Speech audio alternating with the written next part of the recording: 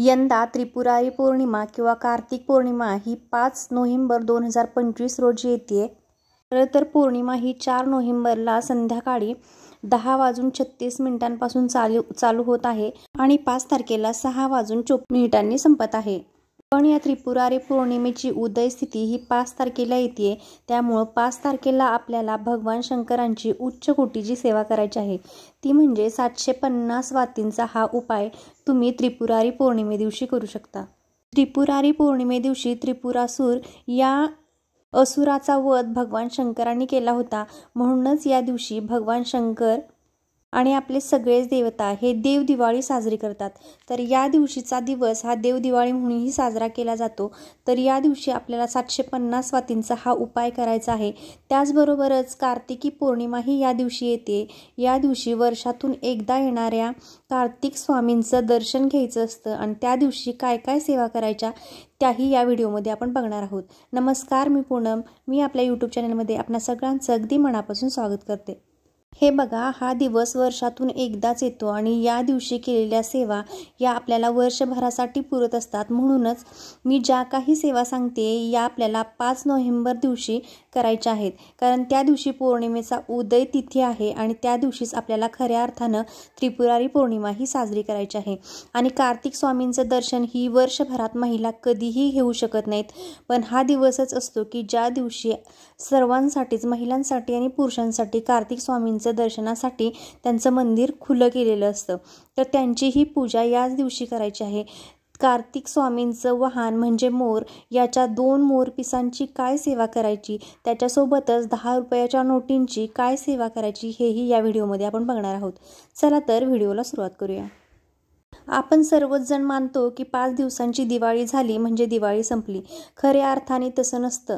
जोपर्यंत देव दिवाळी होत नाही तोपर्यंत किंवा एकादशीपासून पौर्णिमेपर्यंतचा जो वेळ असतो किंवा दिवस असतो त्यावेळेला आपण तुळशीचं लग्नही लावून देत असतो आणि त्याबरोबरच देवदिवाळीही साजरी करत असतो. ज्या दिवशी त्रिपुरारी पौर्णिमा येते या दिवशी खऱ्या अर्थानं देवदिवाळी असते.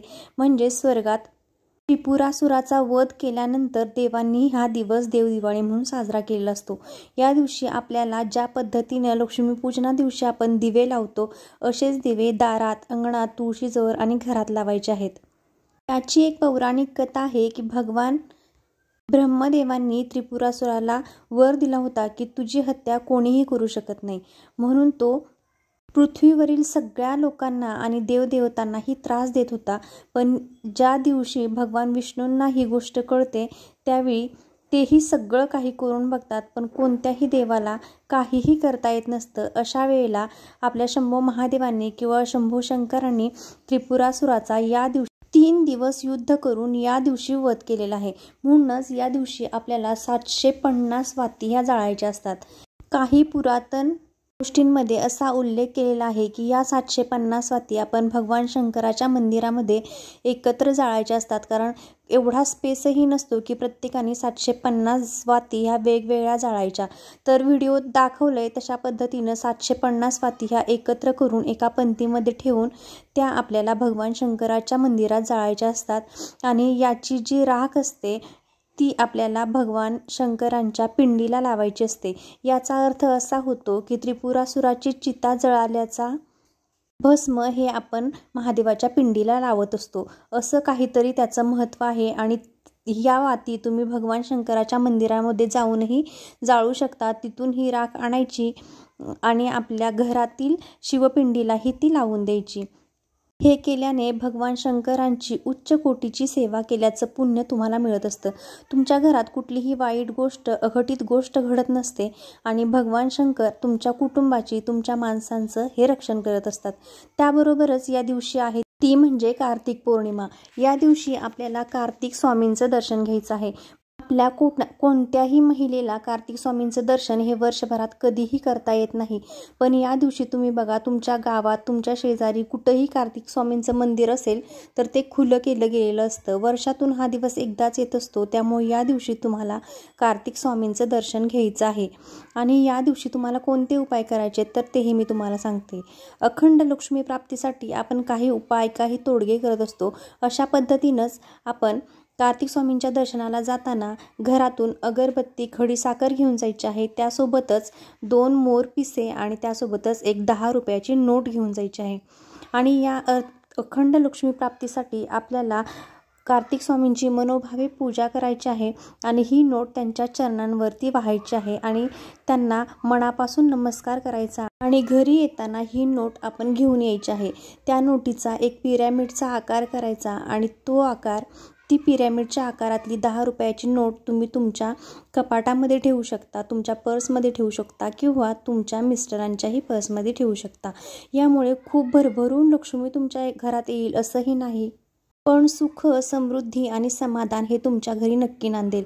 आहे त्या परिस्थितीत सुख शोधणं किंवा समाधान शोधणं हे प्रत्येकाला जमत नाही, पण या गोष्टींची ताकद मात्र यामुळे नक्की येते. तर हा उपायही तुम्ही नक्की करा. यासोबतच तुम्हाला कार्तिक स्वामींच्या दर्शनासाठी 2 मोर पीस घेऊन जायचे आहेत, कारण कार्तिक स्वामींचं वाहन हे मोर आहे आणि मोरांचं पीस हे कार्तिक स्वामींच्या चरणावरती वाहिलं जातं. तुम्ही कोणत्याही पूजा साहित्य मिळतं त्या दुकानामध्ये गेलात तरी तुम्हाला मोरपीस हे या दिवशी मिळून जाईल. जर नाही मिळालं तर जर तुम्ही गावाकडे राहत असाल तर बऱ्याच ठिकाणी ही मोरपिसं पडलेली शेतामध्ये मिळून जातात. तर अशी पडलेली जी मोरपिसं आहेत ती तुम्हाला घ्यायची आहेत आणि त्यापैकी 2 मोरपिसं जी तुम्ही अजिबात कट करायची नाही आहेत तशी घेऊन जायचं आहे.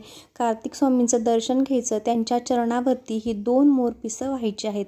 त्याच्यापैकी एक मोरपीस हे तिथंच ठेवायचं आणि दुसरं मोरपीस हे तुम्ही घरी घेऊन जायचं आहे. आणि हे कशासाठी, तर तुमच्या मुलांची अभ्यासात प्रगती व्हावी, त्यांचं अभ्यासात लक्ष लागावं म्हणून आपल्या मुलांसाठी ही सेवा आपल्याला करायची आहे. ते मोरपीस घरी घेऊन आल्यानंतर आपली मुलं ज्या ठिकाणी अभ्यास करतात अशा ठिकाणी, त्यांच्या नजरेसमोर येईल अशा ठिकाणी ते मोरपीस चिकटपट्टीने भिंतीवरती चिटकवायचं आहे. म्हणजे ज्यावेळी ती लोक अभ्यास करतील त्यावेळी त्यांचं ज्यावेळी लक्ष त्या मोरपिसाकडे जाईल त्यावेळी त्याचा जो मोरपिसावरती जो डोळा असतो ना, तर तो डोळा आपल्या शरीरातील नकारात्मकता शोषून घेण्याचं काम करत असतं. ज्या वेळेला काही मुलं म्हणतात बघा, माझा अभ्यासात लक्षच लागत नाही आहे, मला अभ्यास करूच वाटत नाही, काहीतरी असं आहे की मला अभ्यासच करू देत नाही आहे, तर अशावेळी त्यांच्या मनात जी निगेटिव्हिटी असते तर ती निगेटिव्हिटी मोरपिसामुळे दूर होते.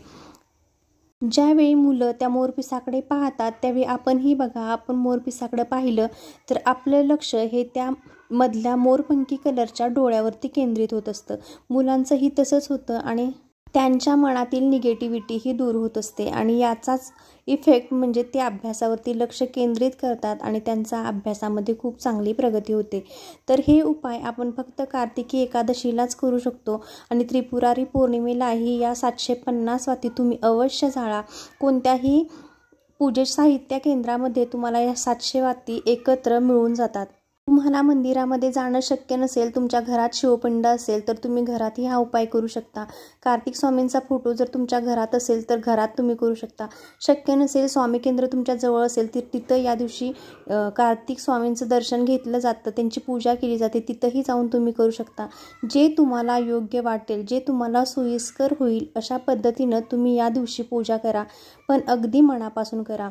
माझा व्हिडिओ जर तुम्हाला आवडला असेल तर व्हिडिओला नक्की लाईक करा, चॅनेलला सबस्क्राईब करायलाही अजिबात विसरू नका. समोरील बेल आयकॉनही दाबा म्हणजे माझे नवनवीन व्हिडिओज लवकरच तुमच्यापर्यंत पोहोचतील. समोर जर तुम्हाला हाय ऑप्शन दिसला तर त्याच्यावरतीही क्लिक करा. धन्यवाद.